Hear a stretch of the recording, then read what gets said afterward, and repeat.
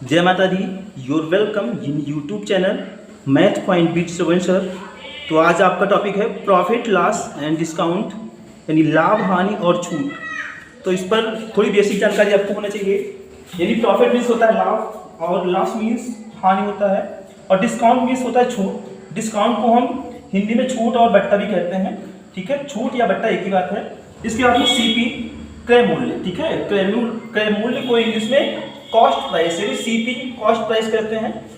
क्रय मूल्य का मतलब होता है जितने में कोई भी वस्तु खरीदी जाती है वो उस वस्तु का क्रय मूल्य होता है, यानी कॉस्ट प्राइस होता है। फिर आते हैं सेलिंग प्राइस, एसपी, विक्रय मूल्य, ठीक है। विक्रय मूल्य को कहते हैं सेलिंग प्राइस। विक्रय मूल्य जब कोई वस्तु जो जितने में बेची जाती है, ठीक है, चाहे वो लाभ पर बेची जाए चाहे वो हानि पर, कहने का मतलब जितने में कोई वस्तु खरीदी जाती है वो क्रय मूल्य होता है, और जितने में कोई वस्तु बेची जाती है वो उसका विक्रय मूल्य होता है, यानी सेलिंग प्राइस होता है। कुछ फैक्ट इसके हैं तो ये आपको पता होना चाहिए, नोट कर लें। कॉस्ट प्राइस फिक्स रहता है, बट एसपी चेंज होता बदलता रहता है। क्रय मूल्य जो है वो हमेशा फिक्स रहता है, क्रय मूल्य चेंज नहीं होता है, लेकिन जो विक्रय मूल्य होता है वो बदलता रहता है। कोई दुकानदार किसी को किसी के हिसाब से देता है, दूसरे रेट को अलग के हिसाब से देता है, लेकिन जो दुकानदार का सीपी होता है यानी कॉस्ट प्राइस होता है, क्रय मूल्य, वो फिक्स होता है, ठीक है। और कॉस्ट प्राइस का जो परसेंटेज माना जाता है वो 100% माना जाता है, ठीक है। कॉस्ट प्राइस का जो परसेंटेज होता है वो 100% निवेश होता है, यानी 100% माना जाता है। और इसके बाद में आता है कि लाभ और हानि। लाभ और हानि जो होता है वो क्रय मूल्य पर आधारित होती है, ठीक है। जो लाभ और हानि होती है उसका जो बेस होता है, जो आधार होता है, वो क्रय मूल्य यानी कॉस्ट प्राइस होता है।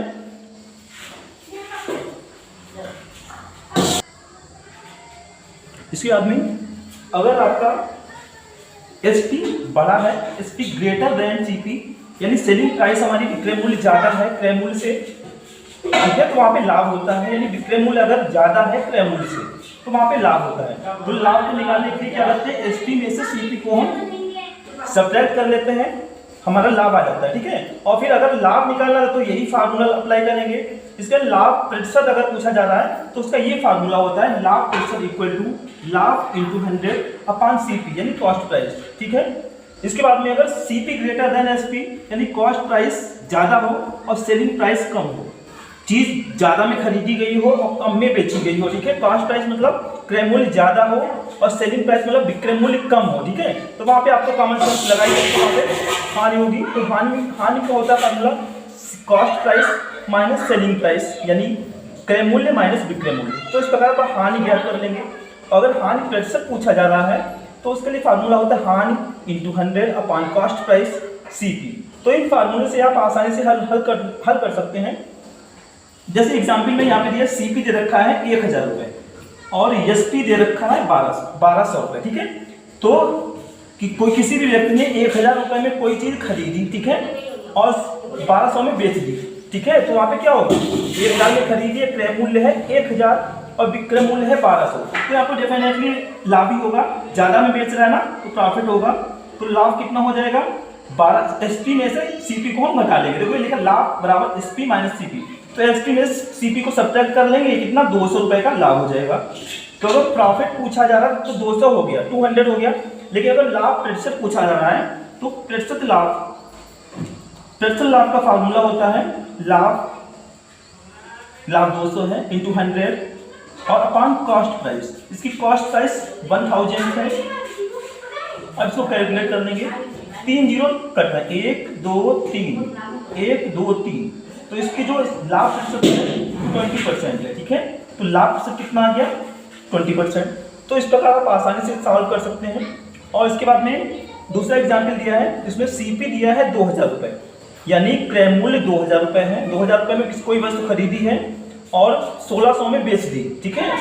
2000 में खरीदी और 1600 में बेच दी। तो यहाँ पे देखो विक्रय मूल्य कम है ना, खरीदी ज्यादा में बेची कम में, तो अभी हानि हो रही है। तो पहले हानि निकालेंगे। हानि इक्वल टू होता है एसपी माइनस सीपी। हानि बराबर होता है CP minus SP, CP minus. तो सीपी में से एसपी को सब्ट्रैक्ट करेंगे यहाँ पे, तो यहाँ पे हो जाएगा 400 रुपये। तो जो हानि हो रही वो होगी वो कितने की, 400 की हानि होगी। लेकिन अगर प्रतिशत हानि निकालना है, प्रतिशत लॉस निकालना है, तो हानि इंटू 100 और अपान कॉस्ट प्राइस 2000। अब सॉल्व कर लेंगे 1 2 3 1 2 3। अब 2 से इसको काटेंगे तो 2 दूनी 4 यानी 20%। ठीक है, तो इसमें भी 20% लाभ प्रॉफिट आया है, प्रॉफिट परसेंटेज 20% आया है, और इसकी परसेंट जो हानि प्रतिशत है वो 20% है। तो इस प्रकार आप हल कर सकते हैं।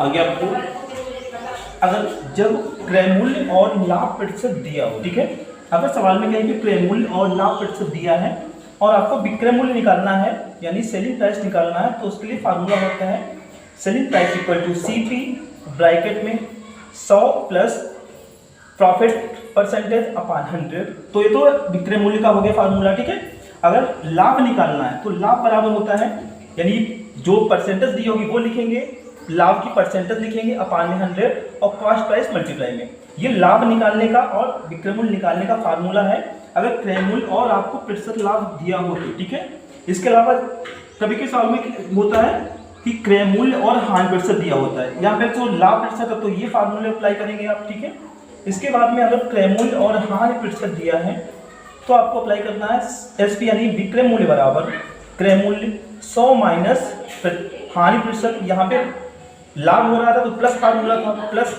यहाँ पे हानि हो रही है इसमें तो हानि को 100 में से घटा लेते हैं, 100 माइनस लॉस परसेंटेज अपान 100। तो इससे आप विक्रय मूल्य आसानी से निकाल सकेंगे।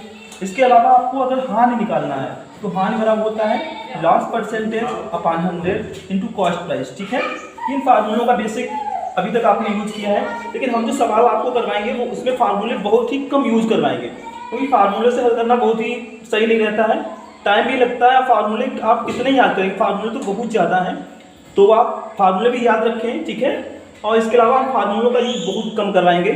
तो सवाल ले रहे हैं, जैसे पहला सवाल दिया है किसी वस्तु का क्रय मूल्य 2400 रुपये है और जो उस पर लाभ हो रहा है वो 25% लाभ हो रहा है, विक्रय मूल्य आपको निकालना है। तो आप बेसिक फार्मूले से ही प्रयोग कर सकते हैं, लेकिन यहाँ पे आपको सीखना है बिना फार्मूले आप कैसे लगाएंगे, और अधिकतर हम आपको ऐसे ही बताएंगे, ऐसे बताएंगे थ्योरी देख के ही आप सवाल लगा लें। फार्मूले जब तक सोचेंगे कि इसमें कौन सा लगेगा तब तक टाइम लगेगा, और फार्मूले से भी करना है, फार्मूले से भी प्रयोग करना है, लेकिन यहाँ पे बिना फार्मूले आपको समझा रहे हैं, आप ध्यान से समझें। देखो यहाँ पे जो लाभ परसेंटेज दिया है वो कितना है, 25% है, तो लाभ 25% है, इसको हम कन्वर्जन कर लेंगे। तो पीछे परसेंटेज में आपने कन्वर्जन पढ़ा है, हमने आपको बताया भी है कि कन्वर्जन से आपको बहुत ही फायदे होने वाले हैं। तो यहाँ पे लाभ कितना 25% है, तो 25% का कन्वर्जन होता है 25 1/4 होता है, 1/4 होता है। ठीक है, और ये लाभ है तो ये हो गया लाभ। ठीक है, ये लाभ है तो लाभ कितना हो गया 1। और हमने पीछे अभी आपको बताया है कि जो लाभ और हानि का बेस होता है वो क्रय मूल्य होता है। ठीक है, लाभ और हानि का जो बेस होता है क्रय मूल्य, तो अपान में ये क्या होगा, क्रय मूल्य होगा, ये क्रय मूल्य होगा। ठीक, लाभ 1 रुपया 1 है, यहाँ पे क्रय मूल्य 4 है, तो विक्रय यहाँ पे इसके हिसाब से कितना हो जाएगा, विक्रय मूल्य इसके हिसाब से, विक्रय मूल्य क्या होता है, क्रय मूल्य में लाभ को जोड़ देते हैं, 4 और 1 5 विक्रय मूल्य हो जाएगा। ठीक है, इसके अलावा अब आपको कुछ भी पूछा जाए, चाहे क्रय मूल्य, विक्रय मूल्य, लाभ, कुछ भी सब आसानी से निकाल सकते हैं, लेकिन फार्मूले में हर चीज हर अलग अलग के लिए अलग फार्मूले, यहाँ पे बिल्कुल सब के लिए सेम मेथड। ठीक है, अब आप यहाँ पे कंपेयर कर लेंगे, जो मान दिया होगा उसकी कंपेयर करेंगे। देखो इसमें क्रय मूल्य दिया है, ठीक है, यहाँ पे क्रय मूल्य है 2400 और यहाँ पे क्रय मूल्य है 4, यानी यहाँ पर भी क्रय मूल्य है, यहाँ पर भी क्रय मूल्य है, दोनों इक्वल है। अब कंपेयर कर देंगे, यानी 4 बराबर है 2400 के, 4 बराबर 2400 के, तो 4 एकम 4, 4 छंग 24, 1 बराबर किसको हो जाए 600। अब देख लो यहीं पे अगर आपको लाभ निकालना होता तो लाभ का मान 1 का निकालना था, 1 लाभ के 1 का मान कितना हो जाता, लाभ हमारा 600 हो जाता, लेकिन लाभ इसमें नहीं निकालना है, विक्रय मूल्य निकालना है। तो विक्रय मूल्य यानी कितने का मान निकालना है, 5 का मान निकालना है। जब 1 का मान 600 तो 5 का कितना हो जाएगा, 5 का 30 यानी 3000 हो जाएगा। ठीक है, तो कितनी आसानी से आप विदाउट फार्मूले लगा सकते हैं। तो इसका जो विक्रय मूल्य होगा वो 3000 होगा, और लाभ कहा जाए तो लाभ भी आसानी से निकाल लेंगे। अगला सवाल जैसे दिया है ये, यानी सीपी दिया है 3000 रुपये और हानि परसेंटेज दी है 20%, तो इसका कन्वर्जन करेंगे 20% का 1/5 हो जाएगा, तो ये हो जाएगा हानि। ठीक है, यानी 1 की हानि हो रही है और बेस तो क्रय मूल्य ही होता है, ये क्रय मूल्य हो गया। और विक्रय मूल्य कितना हो जाएगा, विक्रय मूल्य। अगर हानि होती है तो क्रय मूल्य में से हानि को हम घटा देते हैं, लाभ होता है तो लाभ को हम जोड़, पिछले सवाल में इसमें आपने 4 में एक जोड़ दिया था क्योंकि लाभ हो रहा था, ठीक है। विक्रय मूल्य निकालने के लिए हानि को क्रय मूल्य से घटा देते हैं, तो 5 में से 1 जाए कितना बचेगा, 4 बचेगा। यानी विक्रय मूल्य यहाँ पे 4 हो गया, क्रय मूल्य 5 हो गया, हानि 1 हो गई। अब जो दिया है उसकी कंपेयर कर देंगे, ये सीपी दिया है, ये भी सीपी यहाँ पे 5 है, यानी 5 बराबर 3000 के, 5 बराबर है 3000 के, ठीक है। 1 का मान निकालेंगे, 5 एकम 5, 5 छक्का 30, तो 1 का मान हो गया 600 के बराबर। और मान पूछा जा रहा है एसपी, एसपी कितना है 4, यानी 4 का मान बताना। 1 का मान 600, तो 4 का मान कितना हो जाएगा, 4 छंग 24, तो 2400 रुपये इसका राइट आंसर हो जाएगा।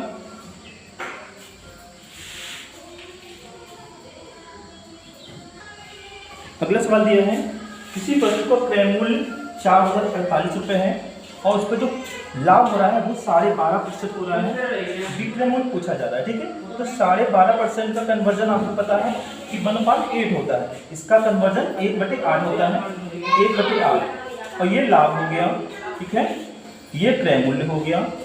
और विक्रय मूल्य कितना हो जाएगा, 8 में लाभ है तो जोड़ देंगे, हानि होता है तो घटा लेते हैं। ध्यान रखना, अगर हानि हो तो ये घटा लेंगे, लाभ है तो ये जोड़ लेंगे, ठीक है। अब कंपेयर कर लो, क्रय मूल्य दिया है, यहाँ पर भी क्रय मूल्य 8 बराबर है 40 और 48, यानी 8 बराबर है किसके, 40 और 48 के, ठीक है। अब काट के 1 का मान निकाल लेंगे, ठीक है। यहाँ भी अलग भी कर सकते हो, ऐसे कर सकते हो, 8 से निकालेंगे, 8 पंचे 40, न जाने का 0, 8 छंग 48, यानी 1 का मान है 506 के बराबर। अब देखो यहाँ पे अगर लाभ पूछा जाता तो लाभ की वैल्यू रेस उसके फ्रैक्शन में कितना, 1 का ही तो मान निकालना था, 1 का मान कितना है 506 है। तो इस सवाल में अगर प्रॉफिट पूछा जाए तो 506 राइट आंसर हो जाएगा, ठीक है, क्योंकि 1 का ही मान निकालना है। लेकिन यहाँ पे अगर एसपी पूछा, विक्रय मूल्य पूछा जा रहा है, विक्रय मूल्य, ठीक है। अब विक्रय मूल्य कितना हो जाएगा, विक्रय मूल्य क्रय मूल्य में लाभ को ऐड करते हैं तो वहाँ विक्रय मूल्य बन जाता है 8 और 1 9, 9 का मान निकालना है, यानी 1 किलो चीज 506 की मिलती है और 9 की कितने की मिलेगी, 9 से हम इसको मल्टीप्लाई कर देंगे, 9 छाक 54 और 9 पचे 45, यानी 4554 रुपये इसका, ये सही आंसर इसका हो जाएगा। तो इस प्रकार आप आसानी से विदाउट फार्मूले सवाल लगा सकते हैं। अगला टॉपिक है वस्तुओं की संख्या पर आधारित, ठीक है, यानी वस्तुओं की संख्या पर आधारित प्रश्न, लाभ के और हानि के प्रश्न पूछे जाते हैं। जैसे क्वेश्चन दिया है कि 10 वस्तुओं का क्रय मूल्य 8 वस्तुओं के विक्रय मूल्य के बराबर है, तो प्रतिशत लाभ या प्रतिशत हानि बताओ। तो इसमें अगर लाभ हो रहा है तो प्रतिशत लाभ बताना है, परसेंटेज लाभ का परसेंटेज, और अगर हानि हो रही है तो हानि का परसेंटेज बताना है, ठीक है। तो इसको भी आपको बहुत ही सरल तरीके से बताएंगे, आप थोड़ा ध्यान दें। तो सबसे पहले क्या लिख लेना है, एक साइड में लिख लेंगे संख्या, इधर लिख लेंगे संख्या, ठीक है, यानी नंबर, संख्या लिख लेंगे, ठीक है। इधर साइड में दाम लिख लेंगे, इधर साइड में दाम लिख लेंगे, संख्या और इधर दाम लिख लेंगे। पहले कितनी संख्या है, 10 वस्तुएं हैं, 10 वस्तुएं हैं, ठीक। फिर कितनी है, 8 वस्तुएं हैं, ठीक है। और इनका ये कह रहा है कि 10 वस्तुओं का क्रय मूल्य और 8 वस्तुओं का विक्रय मूल्य बराबर है, इनके जो दाम है वो इक्वल कह रहा है। जब दोनों चीजें बराबर कह रहा है, ठीक है, तो आप बराबर कुछ भी मान सकते हैं, ठीक है। जब कुछ भी बराबर मानना है तो सबसे कम मानेंगे क्योंकि हमें कैलकुलेशन करने में आसानी रहेगी, तो बराबर हम कुछ मानने के लिए यहाँ पे 1 मान लेंगे, ठीक है, ठीक, क्योंकि यहाँ पे बराबर कह रहा है, लिखा है साथ साथ बराबर है। अब आपको क्या करना है, अब आपको क्रॉस मल्टीप्लाई करना है, तीर से गुणा कर लेंगे, यहाँ पे इस टाइप से मल्टीप्लाई कर देंगे, ये पहले ये गुणा की जाएगी, ठीक है, ध्यान रखना। आगे सवाल सब ऐसे ही आपको लगाने, पहले ये वाली गुणा करेंगे, फिर ये वाली गुणा उसमें से घटा लेंगे, तो कैसे हो जाएगा, 10 एकम 10 हो जाएगा, माइनस 8 एकम 8 हो जाएगा, ठीक है। और अपान में ये बाद वाले जो मल्टीप्लाई होते हैं ये अपान में लिखना है, ये अपान में लिखना है, ठीक है। अब मिलकर, और इतना ध्यान रखना कि अगर यहाँ पे घटाने पर प्लस का मान आता है तो समझना लाभ होगा, अगर ये इसको सॉल्व करने पे ऋणात्मक चिन्ह आता है तो समझना है कि इसमें हानि होगी, ठीक है।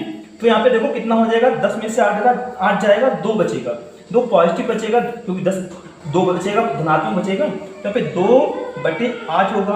और प्रतिशत बनाना है ना, प्रतिशत निकालना है, तो प्रतिशत बनाने के लिए गुणे में 100 कर लेते हैं, 100 कर लेते हैं, ठीक है। अब उसे काट लेंगे, 2 से काटेंगे चक्कू 8, 4 से काटेंगे आएगा 25। ये धनात्मक आया है तो 25% लाभ हो जाएगा। अगर ये ऋणात्मक आता तो हमारा 25% हानि हो जाता है। तो इस प्रकार आप याद रखें, सबसे पहले ये मल्टीप्लाई करनी है, फिर आपको ये मल्टीप्लाई करनी है, घटानी है उसमें से, और ये वाली अपान में करनी है, ठीक है। और 100 से ये मल्टीप्लाई में करना है क्योंकि परसेंटेज निकालना है। तो इसका राइट आंसर 25% हो जाएगा।